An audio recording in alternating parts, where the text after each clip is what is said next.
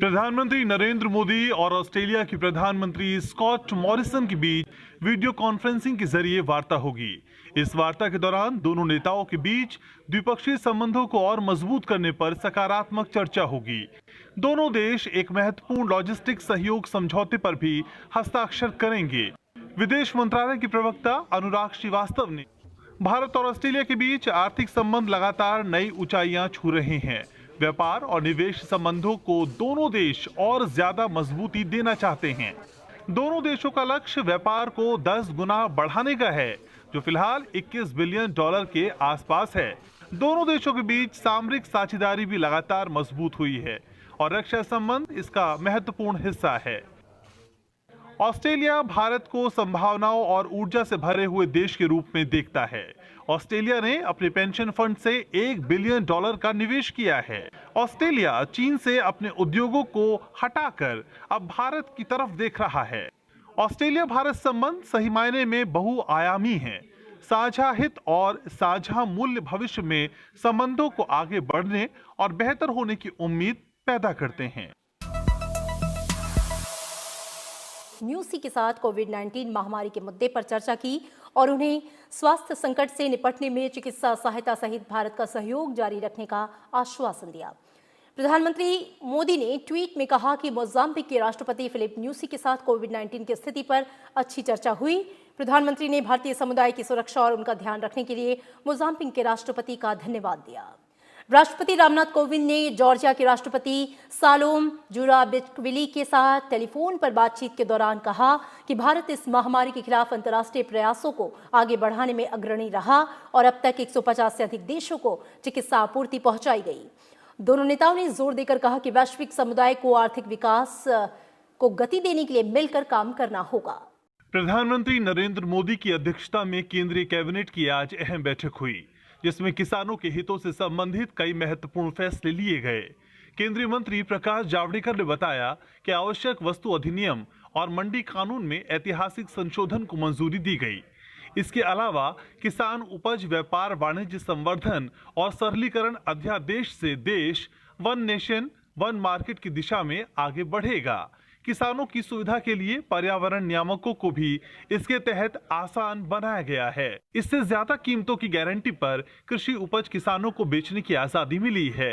अनाज, तेल, तिलहन, दाल, प्याज, आलू ऐसी वस्तुएं इसेंशियल कमोडिटीज एक्ट से बाहर कर दिए गए। अब किसान को तय प्लान के अनुसार वो निर्यात कर सकता है, भंडारण कर सकता है। ये सब सहूलतें उसको मिलेगी और केवल जब बहुत ही विशेष आपदा होगी, कोई प्राकृतिक आपदा आई या अत्यधिक महंगाई हो गई या कोई युद्ध हो गया, इस तरह का कोई कारण है बड़ा, तो ही ये बंधन फिर लग सकते, नहीं तो लगाने की जरूरत नहीं है। और इसलिए किसानों की ये मांग 50 साल से थी, जो आज तक पूरी नहीं हुई थी, आज ये पूरी हुई है।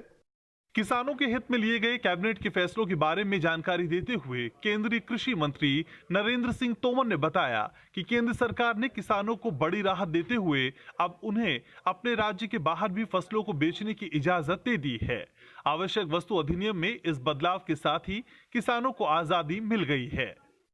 किसान पर जो अपने उत्पादन को बेचने के लिए प्रतिबंध लगे थे, उन प्रतिबंधों से पूरी तरह मुक्त किया जा रहा है। मंडियां रहेंगी, राज्य का एपीएमसी एक्ट रहेगा, लेकिन एपीएमसी की परिधि के बाहर जो सारा क्षेत्र है, चाहे वो किसान का घर ही क्यों ना हो, उस घर में जाकर भी कोई कंपनी, संस्था, processing industry, FPO, cooperative sector के समूह कोई भी जाकर उसको उत्पादन का उचित मूल्य देकर वहाँ से माल खरीदेगा, मंडी की परिधि के बाहर पूरा ट्रेड एरिया होगा जहाँ पर ट्रेड हो सकती है और इस खरीद और बिक्री पर किसी भी प्रकार का कोई टैक्स किसी सरकार का नहीं होगा, कानूनी बंधन किसी भी प्रकार का नहीं होगा। केंद्रीय कैबिनेट ने देश में निवेश को बढ़ावा देने के लिए मंत्रालयों और विभागों में शक्ति प्रदत्त सचिव समूह के गठन को भी मंजूरी दे दी है। केंद्रीय कैबिनेट ने कोलकाता पोर्ट ट्रस्ट का नाम श्यामा प्रसाद मुखर्जी पोर्ट ट्रस्ट किए जाने को भी मंजूरी दी है। प्रधानमंत्री ने लिखा कि कैबिनेट मीटिंग में कई बड़े और महत्वपूर्ण निर्णय लिए गए। उन्होंने लिखा कि फसलों की खरीद बिक्री को लेकर सभी बंदिशों को हटा दिया गया है, जिससे किसानों की दशकों पुरानी मांग पूरी हुई और अब अन्नदाता देश में कहीं भी अपनी उपज को बेचने के लिए स्वतंत्र होगा। प्रधानमंत्री ने लिखा कि सरकार के इन फैसलों से न सिर्फ अन्नदाताओं की आमदनी बढ़ेगी, बल्कि आवश्यक वस्तु अधिनियम में संशोधन से कृषि क्षेत्र में भी आमूलचूल परिवर्तन आएगा। उन्होंने लिखा कि कृषि उत्पादों की खरीद बिक्री की बाधाएं दूर होने से one India one agriculture market का सपना साकार होगा। इसके अलावा प्रधानमंत्री ने यह भी लिखा कि सरकार के फैसलों से किसानों को उत्पादन से पहले ही मूल्य आश्वासन की गारंटी उपलब्ध होगी। उन्होंने लिखा कि कृषि सेवाओं के कॉन्ट्रैक्ट से न केवल किसानों को अत्याधुनिक जानकारी मिलेगी, बल्कि उन्हें तकनीक और पूंजी की सहायता भी मिलेगी।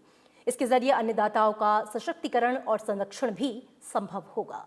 को ग्रामीण और औद्योगिक क्षेत्रों को सशक्त करने वाला ऐतिहासिक निर्णय बताया और इसके लिए प्रधानमंत्री नरेंद्र मोदी का अभिनंदन किया।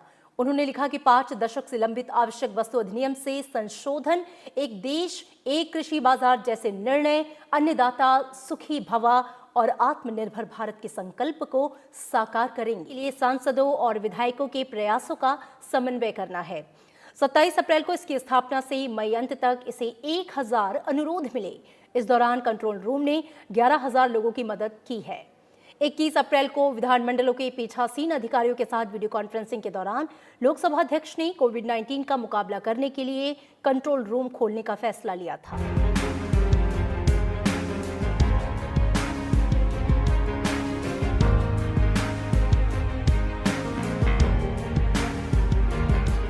Launched on April 2nd, 2020, Arogya Setu app empowers Indian citizens in the fight against COVID-19. It enables people to assess themselves against the risk of catching coronavirus infection. Arogya Setu became the world's largest contact tracing app in 40 days, having 11.69 crore registered users. इसका उद्देश्य कोविड-19 के कारण घर में रह रहे विद्यार्थियों को, अभिभावकों और शिक्षकों की मदद से सार्थक शैक्षिक गतिविधियों में शामिल करना है। मानव संसाधन विकास मंत्री ने कहा कि ये कैलेंडर रुचिकर तरीके से पढ़ाने के लिए प्रौद्योगिकी के विभिन्न साधनों और सोशल मीडिया के इस्तेमाल के बारे में शिक्षकों का मार्गदर्शन करेगा। छात्र, अभिभावक और शिक्षक घर पर रहते हुए इसका इस्तेमाल कर सकते हैं। साथ ही इसमें ऐसे बच्चों का भी ख्याल रखा गया है जिनके पास फिलहाल स्मार्ट मोबाइल फोन या इंटरनेट की सुविधा नहीं है। ऐसे में शिक्षकों से ये कहा गया है कि वो ऐसे छात्रों को फोन या SMS के जरिए मार्गदर्शन करें। इस कैलेंडर से दिव्यांगों सहित सभी बच्चों की जरूरतों को पूरा किया जा सकेगा। इसमें ऑडियो बुक, रेडियो प्रोग्राम और वीडियो प्रोग्राम के लिंक शामिल होंगे। WHO प्रमुख डॉक्टर टेड्रोस अधानोम घेब्रेयेसस ने कहा कि हाइड्रोक्सीक्लोरोक्वीन के क्लिनिकल परीक्षण फिर से शुरू होंगे। इससे पहले संगठन ने इस दवा को खतरनाक बताते हुए इसके परीक्षण पर रोक लगा दी थी। अमेरिकी राष्ट्रपति डोनाल्ड ट्रंप द्वारा कोरोना के इलाज में इस दवा के इस्तेमाल पर जोर देने के बाद इसकी मांग दुनिया भर में बढ़ गई थी। DRDO के अधिकारी के मुताबिक समरू पैक नाम से ये उत्पाद अस्पतालों में लंबे समय तक PPE कवर पहनने वाले मेडिकल कर्मचारियों के लिए उपयोगी साबित होगा। इससे पहले DRDO ने ऐसी किट बनाई थी जिसे 10 बार इस्तेमाल किया जा सकता है। पहले सिर्फ एक PPE किट को सिर्फ एक बार ही इस्तेमाल किया जा सकता था। भारत में फरवरी 2020 से पहले स्टैंडर्ड PPE किट की नहीं बनती थी, लेकिन कोरोना वायरस का कहर बढ़ने लगा तो भारत भी इससे मुकाबले की तैयारी में जुट गया। मार्च के महीने में भारत को विश्व स्वास्थ्य संगठन से PPE किट बनाने की हरी झंडी मिल गई। कार्यक्रम की मेजबानी ब्रिटेन के प्रधानमंत्री बोरिस जॉनसन करेंगे। सम्मेलन के आयोजकों ने कहा कि प्रधानमंत्री नरेंद्र मोदी या एक उच्च स्तरीय भारतीय प्रतिनिधियों का दल ऑनलाइन या पहले से रिकॉर्ड किए गए संदेशों के जरिए इसमें शिरकत करेंगे। इसके अलावा इसमें कम से कम 35 राष्ट्राध्यक्ष या शासन प्रमुख हिस्सा लेंगे। इस सम्मेलन का मकसद वैक्सीन अलायंस गावी के लिए $7.4 अरब रकम जुटाना है। यह आने वाली पीढ़ियों को टीके के जरिए सुरक्षित करने के अतिरिक्त संसाधन के जैसा है। दक्षिण एशिया और कॉमनवेल्थ के लिए ब्रिटेन के मंत्री लॉर्ड तारिक अहमद ने कहा कि भारत से हमें बेहद सकारात्मक प्रतिक्रिया मिली है। गावी में भारत की भागीदारी और कोरोना वायरस की टीके को समर्थन को किसी भी तरह से कमतर नहीं आंका जा सकता और हम साथ मिलकर काम करना जारी रखेंगे। उन्होंने कहा कि ये तथ्य है कि दुनिया भर के टीकों का 50% उत्पादन भारत में होता है, जो इसे उस क्षेत्र में एक महत्वपूर्ण भागीदार बनाता है। वैक्सीन अलायंस गावी संयुक्त राष्ट्र समर्थित एक संगठन है जो दुनिया भर में टीकाकरण का समन्वय करता है। सरकार ने निश्चित श्रेणियों के विदेशी नागरिकों के लिए वीजा और यात्रा प्रतिबंधों में छूट संबंधी मामले पर विचार किया और उन्हें अनुमति देने का फैसला किया। गृह मंत्रालय के प्रवक्ता ने बताया कि इन विदेशी नागरिकों को भारतीय दूतावासों से नया बिजनेस वीजा या रोजगार वीजा लेना होगा। खेलों के लिए भारतीय दूतावासों से जारी B3 वीजा को छोड़कर वैध दीर्घावधि मल्टीपल एंट्री कारोबारी वीजा धारक विदेशी नागरिकों को इलेक्ट्रॉनिक माध्यम से बिजनेस वीजा लेना होगा। हालांकि ये स्पष्ट किया गया है कि ऐसे विदेशी नागरिकों को पहले प्राप्त किए गए किसी इलेक्ट्रॉनिक वीजा के आधार पर भारत यात्रा की अनुमति नहीं दी जाएगी। कौशल संपन्न श्रमिक डेटाबेस यानी स्वदेश का लक्ष्य घरेलू और विदेशी कंपनियों की श्रम शक्ति की मांग को पूरा करने के लिए कौशल संपन्न और अनुभवी नागरिकों का एक डेटाबेस बनाना है। इस डेटाबेस में एकत्र जानकारी कंपनियों के साथ साझा की जाएगी ताकि इन लोगों को उपयुक्त रोजगार प्राप्त हो सके। इसके लिए विदेशों में लौटे नागरिकों को ऑनलाइन स्वदेश कौशल कार्ड भरना होगा। विदेश मंत्री एस जयशंकर ने कहा कि सरकार विदेशों में फंसे नागरिकों को हर संभव सहायता प्रदान करने के लिए प्रतिबद्ध है और नौकरियां जाने से उन्हें हो रही परेशानियों को दूर करने के भी प्रयास किए जा रहे हैं। उन्होंने कहा कि स्वदेश डेटाबेस से विदेशों से लौटे भारतीय नागरिकों को देश में उनके कौशल के अनुरूप नौकरियां दिलाने में मदद मिलेगी। नागरिक उड्डयन मंत्री हरदीप सिंह पुरी के मुताबिक जो लोग अमेरिका और कनाडा यात्रा करना चाहते हैं उन्हें पहले कुछ शर्तें पूरी करनी होंगी, जिसके बाद उनकी टिकट बुक होगी। उन्होंने कहा कि ये 75 flights New York, Newark, Chicago, Washington, San Francisco, Vancouver और टोरंटो जैसे डेस्टिनेशंस पर जाएगी। भारत में 25 मई से घरेलू विमान सेवा शुरू हो चुकी है और अंतर्राष्ट्रीय विमान सेवा अभी बंद है और अभी आगे भी ये बंद रहेगी जब तक कि अगला आदेश नहीं आ जाता। सरकार ने विदेशों में फंसे भारतीयों के लिए वंदे भारत मिशन की शुरुआत 7 मई को ही की थी। इसके तहत स्पेशल फ्लाइट्स चलाई जाती है जिनसे विदेशों में फंसे भारतीयों को वापस लाया जाता है। ये पहली बार है कि जब विदेशों के लिए फ्लाइट्स चलाई जा रही है जिनसे लोगों को भेजा जाएगा। एक आदेश में सभी जिलाधिकारियों को नियम के क्रियान्वयन पर नजर रखने का निर्देश दिया गया है। दिल्ली के मुख्य सचिव और दिल्ली आपदा प्रबंधन प्राधिकरण की कार्यकारी समिति के अध्यक्ष विजय देव की ओर से जारी आदेश में कहा गया कि हवाई अड्डा, रेलवे और परिवहन विभाग यात्रियों की जानकारी हर रोज राजस्व विभाग के प्रधान सचिव को सौंपेंगे। इस बीच दिल्ली सरकार ने महानगर में स्वास्थ्य सुविधाएं बढ़ाने और महामारी से लड़ने और अस्पतालों में तैयारियों पर नजर रखने के लिए 5 सदस्यीय समिति का गठन किया है। अस्पताल दाह संस्कार का दिन, समय और जगह इस तरह से तय करे कि परिवार वालों को कम से कम 24 घंटे मिल जाए। अगर कोरोना पॉजिटिव संदिग्ध का अज्ञात या लावारिस शव मिलता है तो दिल्ली पुलिस 72 घंटे के भीतर सभी कानूनी कार्रवाई पूरी करे और फिर अगले 24 घंटे के अंदर प्रोटोकॉल के तहत अंतिम संस्कार कर दे।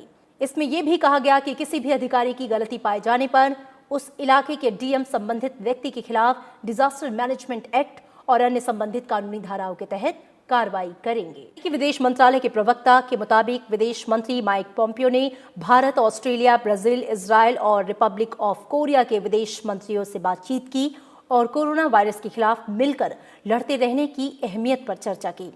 बातचीत में इकोनॉमी खोलने और गलत सूचनाओं को फैलने से रोकने के लिए आपस में सहयोग को जरूरी बताया गया है। साथ ही भविष्य में ऐसी किसी महामारी से बचने के लिए कदम उठाते रहने की जरूरत पर भी बातचीत की गई। चक्रवात निसर्ग बुधवार को मुंबई के करीब तक पहुंचा, लेकिन महानगर को इससे ज्यादा प्रभावित वो नहीं किया और कमजोर पड़ गया।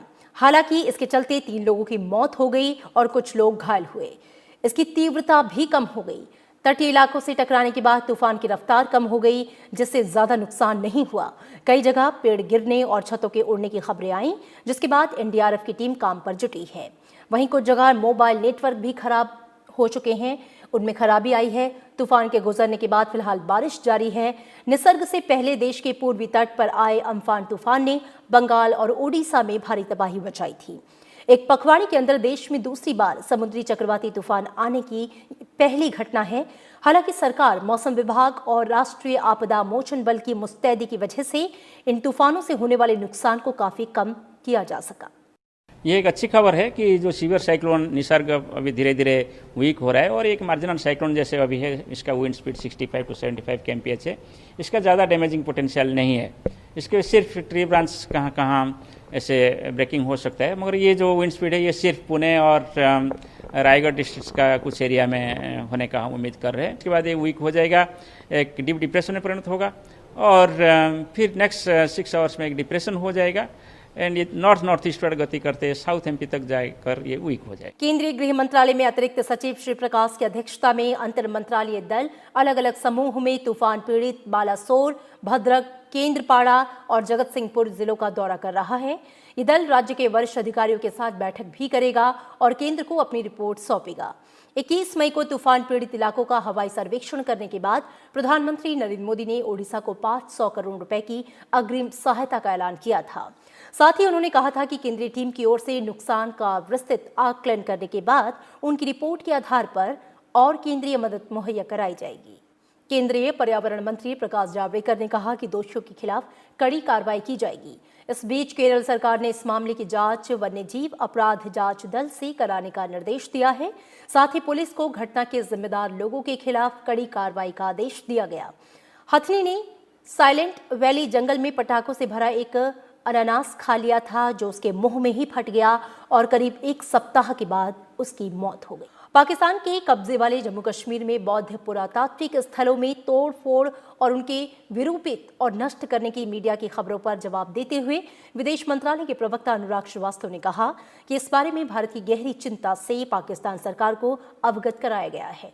उन्होंने बताया कि भारत ने पाकिस्तान से एक बार फिर कहा कि वो अवैध कब्जे वाले सभी क्षेत्रों को तुरंत खाली करे और वहां रहने वाले लोगों के राजनीतिक, आर्थिक और सांस्कृतिक अधिकारों के घोर उल्लंघन को बंद करे। साथ ही ये भी कहा कि पाकिस्तान वहां रह रहे लोगों के राजनीतिक, आर्थिक और सांस्कृतिक अधिकारों का गंभीर उल्लंघन बंद करे।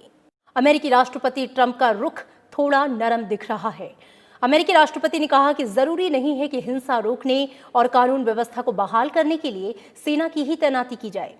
राष्ट्रपति ट्रंप का ये बयान तब आया जब अमेरिकी सरकार में ही कुछ लोगों ने सेना तैनात करने के फैसले के बाद विरोध जताया। अमेरिकी रक्षा सचिव ने कहा कि कानून व्यवस्था को बनाए रखने के लिए सेना सबसे आखिरी विकल्प है और अमेरिका में अभी इस तरह की कोई जरूरत नहीं है। हालांकि अमेरिका में हुए इस विरोध प्रदर्शन का असर दूसरे देशों में भी देखा जा सकता है। लंदन समेत कई देशों में लोगों ने रंगभेद के खिलाफ प्रदर्शन किया। प्रस्तावक मिलने में होने वाली मुश्किलों के मद्देनजर खिलाड़ियों को स्वयं के नामांकन की अनुमति भी दी गई। नामांकन प्रक्रिया पूरी करने का बुधवार को आखिरी दिन था, लेकिन समय सीमा बढ़ा दी गई। मंत्रालय ने कहा कि पुरस्कार योजना में अधिकारियों या व्यक्तियों की अनुशंसा पर भेजे गए आवेदक ही जमा करने का नियम खत्म कर दिया गया है। फॉर्म में इस हिस्से को खाली छोड़ा जा सकता है।